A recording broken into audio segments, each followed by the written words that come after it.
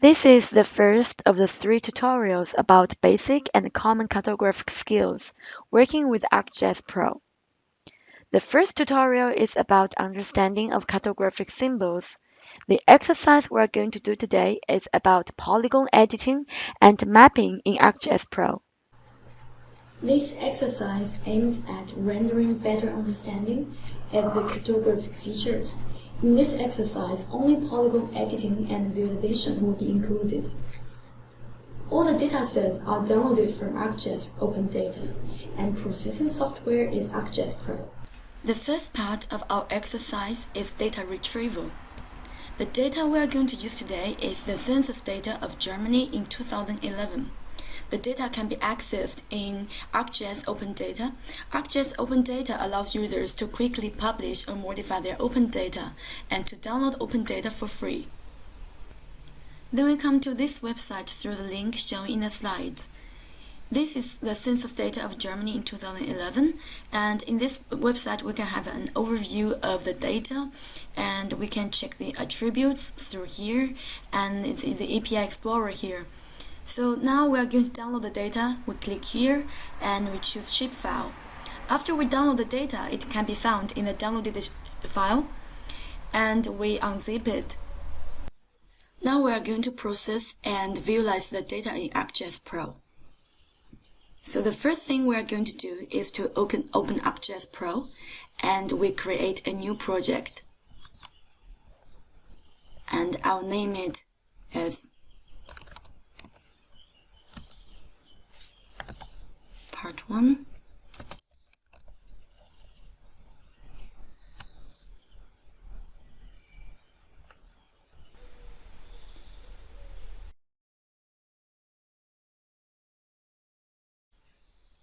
After I created a new project, here is what we're going to see in ArcGIS Pro. Here you can see the toolbox and database style folders and locators that belongs to our project. Then here I'm going to add a folder connection, connect the project to where the data is. I right click on that, then I add folder connection, and I'll locate to where my data is.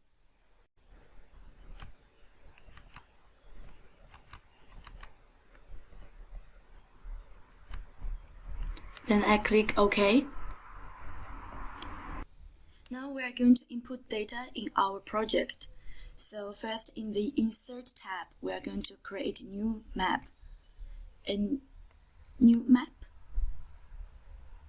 Locate.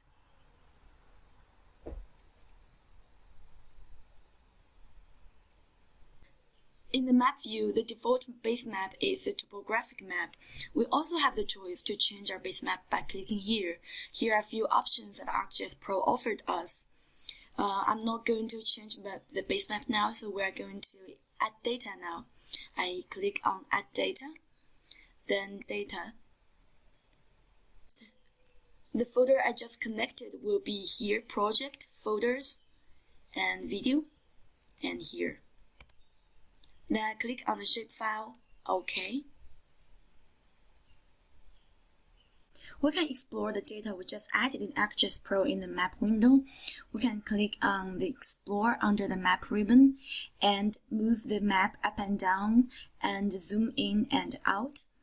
And to get more information about one feature in this map, we can simply click on this feature. Then the information about this feature will be shown up in the pop-up window.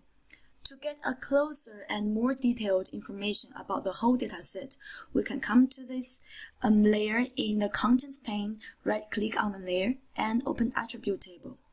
This applies for all the vector data in ArcGIS Pro. In the Attribute Table, every feature has one or more lines, and if we click the line in the Attribute Table, the feature that is selected will also be shown in the map. And when we are exploring the data in Attribute Table, we can see that every federal state has the information of population and the population of a single person and population of married people. And as we can also find something here, as we can see the federal state Baden-Württemberg had more than 2 lines, and this is not very applicable for us to use when we are trying to visualize the data. So here we're gonna proceed the data before we visualize it. The method that we're going to use today is one ArcGIS tool called Dissolve. There are many geoprocessing tools that ArcGIS Pro offers us. To get the tools, we can simply click Tools under the Analyst ribbon.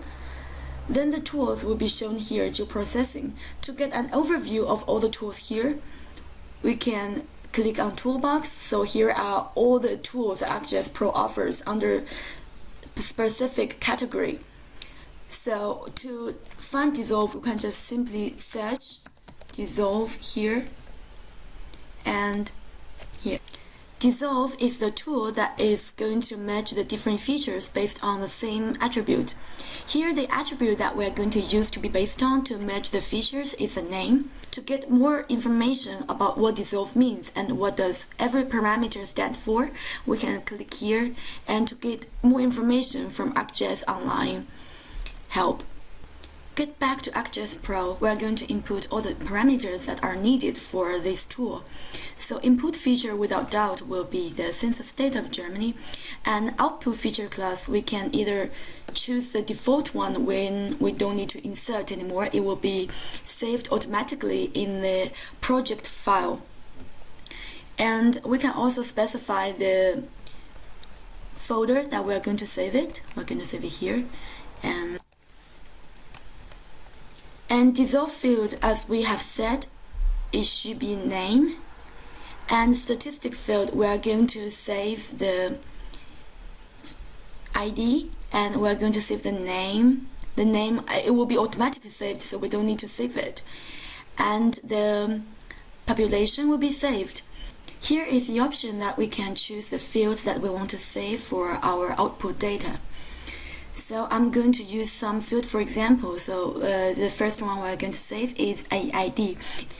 And here we have to be careful that the statistic type shouldn't be the sum. We don't need the sum of all the ID of all the features that are going to dissolve, so we can either choose first or last.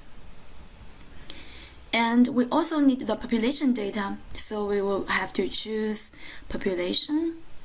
And here we have to be careful too, since all the features that share the same name have the same number of population, so we can either choose first or last. Then we leave the rest as how they are, then click on Run. Then the output shapefile is already added to our map. Let's check the attribute table. So as we can see, the name and also the population is already saved.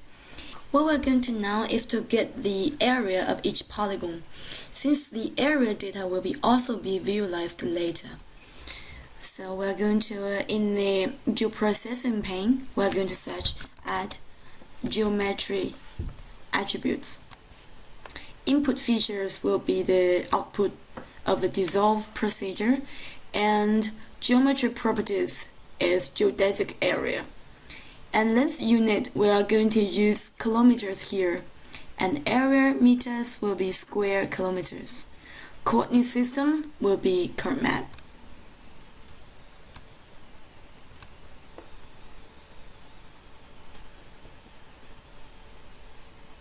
And shortly after the procedure, we can see the area of each polygon is already added. With the information of area and population of each federal state, we can get the population density of each federal state. How do we get it? So now we're going to add a new field in this shapefile, and the name would be density. Then the data type will be double or float. And in the field ribbon, we can click Save to save the new field.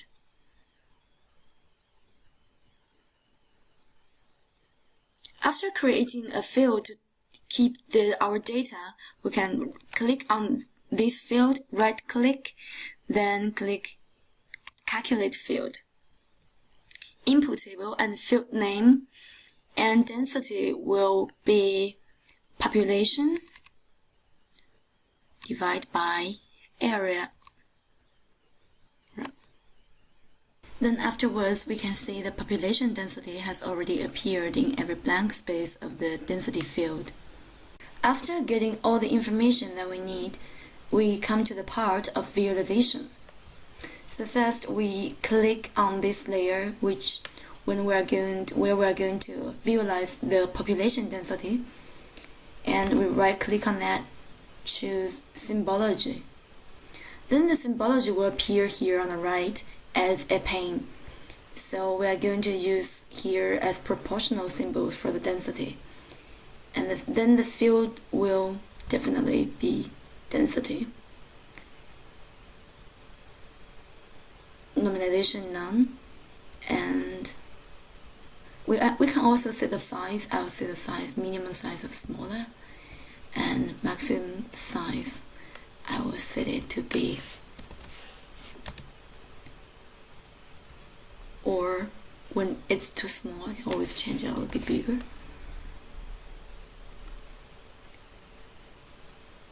And about the symbols, we can change the symbols clicking here, by clicking here, template. I'm going to use this one. Then I'm going to set the properties here.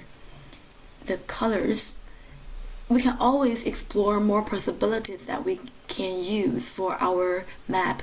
So here I might choose a color like this, maybe, just see how it goes.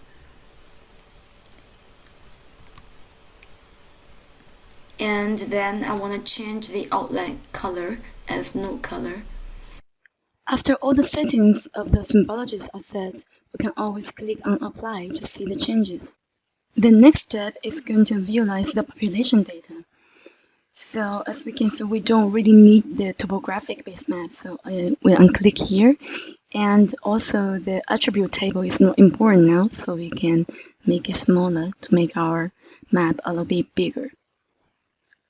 So now click on this layer in the symbology pane. The layer has already been changed to the clicked one.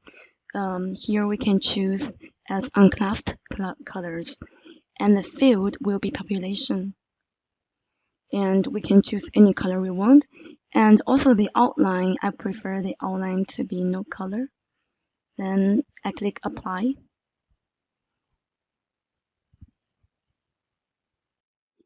Before we create a new layout for the final map, we can take another look at our map. Here we can find that the circles for population density is relatively small, so we can go back and change it in symbology. Here I'm going to change the minimum size and maximum size to 5 and 50. And also it should be density. As it's not so clear when the density is too small, so I'm going to change the normalization. Going to change it to log. And now it seems clearer. There are a lot of more parameters that we can choose from in the symbology pane. We can always explore more to find out the best presentation for the information that we want to show in the map. For the final touch, before we export the map, we have the opportunity to edit the map and also add map symbols in the layout view. To create a new layout view, we can go to Insert ribbon and click New Layout.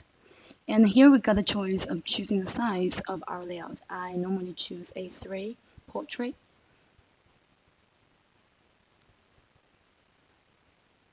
Then insert the map frame. The size and the scale of the map can also be changed here in the layout view, or can also be changed in the map view before adding this map frame to the layout. For the needed map symbols for our final map, we can choose on this insert ribbon, text, legend, scale bar, north arrow as needed. This is the unfinished map today, so please explore and find out more that ArcGIS Pro offers us and make your own perfect map. Enjoy and see you next time.